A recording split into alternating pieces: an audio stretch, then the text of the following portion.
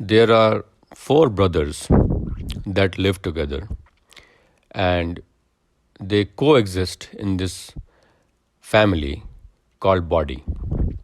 These four brothers that house in the body are the youngest brother Indriya senses, followed by mind or manas, buddhi, followed by soul.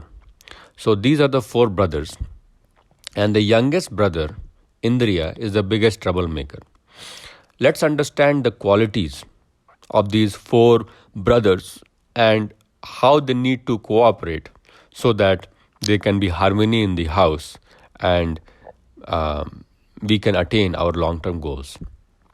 The youngest brother, senses or Indriya, is impatient and lives in the present. It wants to gain happiness. All four want to gain happiness. But the way Indriyas, because it's impatient, seeks happiness is by living in the present, by repeatedly coming in contact with its counterpart, because it is extrovert. So it's like a receptor that seeks the ligand, but as soon as the ligand attaches to it, it wants to uncouple so that it can reattach to another receptor. So that's the goal of Priya, or short term pleasure seeking gratification, that it will not last long enough and it will create impressions. Everything that we say, do, act, think creates impressions. Second level is the mind. While the senses was extrovert, seeking pleasure outside in the Vishayas and living in the moment, present, the mind is more introvert and seeking, it just lives in the past because it lives in the samskaras or the past impressions or the memories of the experiences, smriti and sanskar. Those are the two places that the mind lives. When I say mind, I mean the manas, which is the thinking mind, and chitta, which is the subconscious impressions. The individual chitta we are talking about, not the alaukik, adhyatmic, cosmic consciousness chitta. The third one is the buddhi, or the delineating intellect. Intellect lives in the future.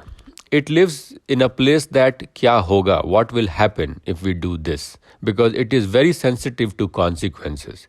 It is able to establish dharma, or the righteousness, what is the right thing to do in any moment, by imaging, picturizing what will happen in the future, because all these three things are living within the realms of Kal or time.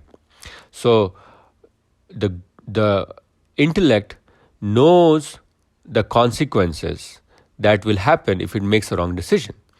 And that's the quality of sattva. Yadagre vishmev pariname amritopamam. What is difficult to do in the beginning but yields very prosperous fruits in the end is sattva.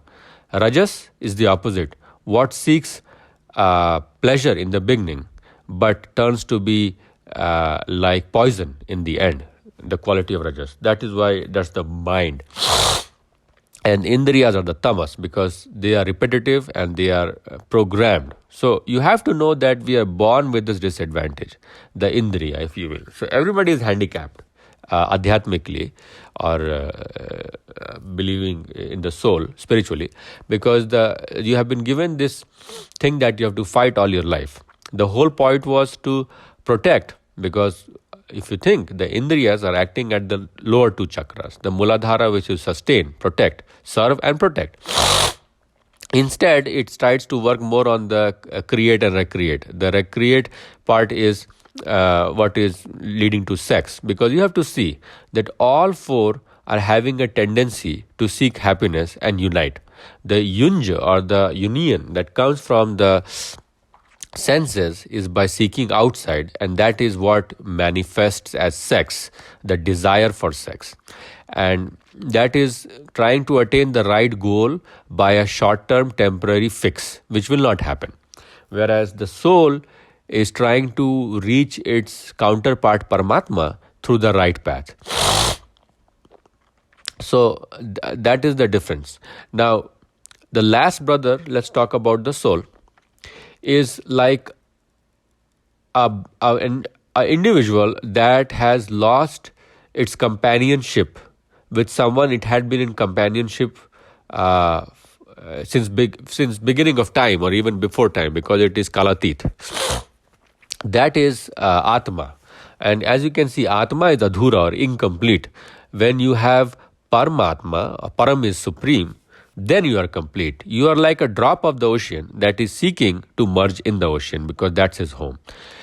You will also notice that the tendency of Atman and intellect is to be birds of a feather flock together. What their nature is, that's what they are seeking. Whereas the senses is more opposites attract, because you have certain conformation and you want to get the complementary conformation, whether it's sex, whether it's the vishayas, the food. There has to be complementary binding to create short-term gratification, so that it's like, oh, relax, why do you trying to run the marathon, let's take a break. That's what the senses do, and it's not bad. If you are getting overexhausted, overwhelmed by whatever goals you're trying to attain, taking a break is not bad. But then if you identify yourself with the break as the goal and not the eventual destination that you are supposed to reach, then you take these detours called life. So the best way to reach your supreme goal, the destination, which is to merge with the Brahman in Samadhi, is to make sure that the agenda of the youngest brother, the senses, aligns with that of the intellect, because we only have control and understanding based on being born in this material world of these three components: the senses, the mind, and the intellect. And the best we can do is align the objectives and the goals of these three brothers, and when they are aligned in sync, then they can seek the joy of the Paramatma. Because the natural tendency and trajectory of the soul is to move towards Paramatma and be happy. So if you do not damage your Sukshma Sharir or the internal body, as we talked in the earlier lecture, if you're not creating the Rajasic forces in the mind of lust, anger and greed, or you're not creating the Tamasic forces of obsession, compulsion, addiction, then the only place for you to do anything is sattva, and the only place for you to go is be happy. You will wake up happy, you will sleep deep, you will be innocent, and that's the nature of the pure soul. So it's not that goodness is not residing in most of us. We have not manifested it because of the wrong choice over the years and over the lifetimes into the tamasic realms. And those are the deluding realms of Maya. The most delusional realm of the gunas is the tamas guna. So it gives you the confidence and confirmation that delusion is the real deal. And if we have overcome the contact, because you will see, even though it is delusional, it is trying to seek happiness. Its modality is totally different. Immediate, short-term contact, that's are the main way by which senses gain happiness. So, in short, my friends, the four brothers are the senses, which is tamasic, short-term pleasure-seeking, and needs to decouple from the objects or the vishayas so that it can recontact and kind of plug back with the vishayas.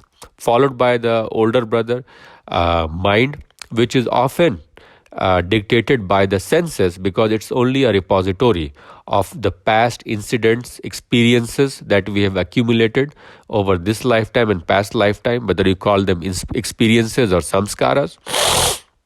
But it will be dictated by the good and the bad experiences to make a decision whether it should convert the thought into action or not. Followed by the older brother, intellect or buddhi, which is basically future facing, and it uses imagination as well as intellect to establish what is wrong versus right by remembering the consequences that can happen. And hence it tries to establish dharma. When we are working in intellect, we are working in sattva, levity, long-term happiness, whereas when we are working with senses, we are working for short-term gratification. And the moments of uncoupling, which often happen to be larger than the moments of contact, the person will be very unhappy with whatever actions they have done or missed opportunities in life. Hence, the repository of incidents, experiences that we are collecting in the samskaras need to be more in the realm of sattva. And when we have this urge to have this bahya sparseshva saktatma, the ability to contact externals, the best yoga that you can do is karma yoga, because you're coming in contact with other individuals, or bhakti yoga, because you're coming in contact with relishing the senses of music. So, because we are extrovert, most of us, through repeated exposure to the Vishayas over so many lives, the best yoga for us to pursue is Bhakti Yoga and the Karma Yoga. I should say the easiest yoga. The other profound method is, of course, the Dhyan Yoga, in which you contemplate and think about the right and the wrong, but that works at the level of the intellect. And your body has to be very much be pure and clean and innocent to be able to concentrate that deep and have the patience to concentrate that deep. So intermittent fasting helps, cold showers help. Anything that is creating a tapas or suppression of the senses of the indriya will create at least a environment where you can gain the knowledge of cosmic consciousness when you plug in and meditate.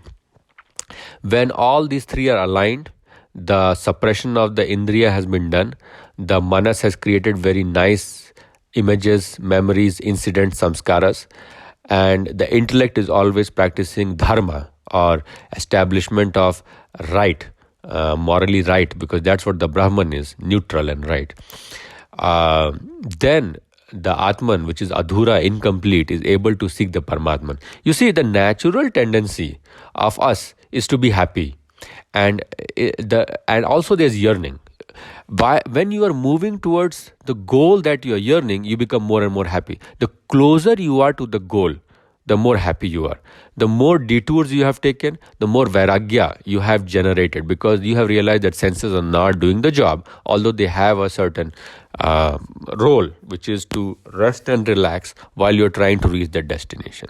So the whole problem started because the Atman was dissected away from the Paramatman, and now it is seeking to go back. But since the path back is so much mazed and tortuous that we have to go through these different pathways to get back, we are always getting distracted and tempted, and that's where the senses come. But if you believe that your stopover, your rest area is your destination, then you are deluded, and that's why you'll keep going through one rest area to another. So these rest areas or detours are the lives that we are coming in, and the whole goal is to overcome or burn the temptations that we have collected, the vasanas we have accumulated through past life, through repeated exposures. And that's why by reducing the exposure to the tamas guna, we will automatically move towards the sattva guna and be able to attain Paramatma. Jai Shri Ram.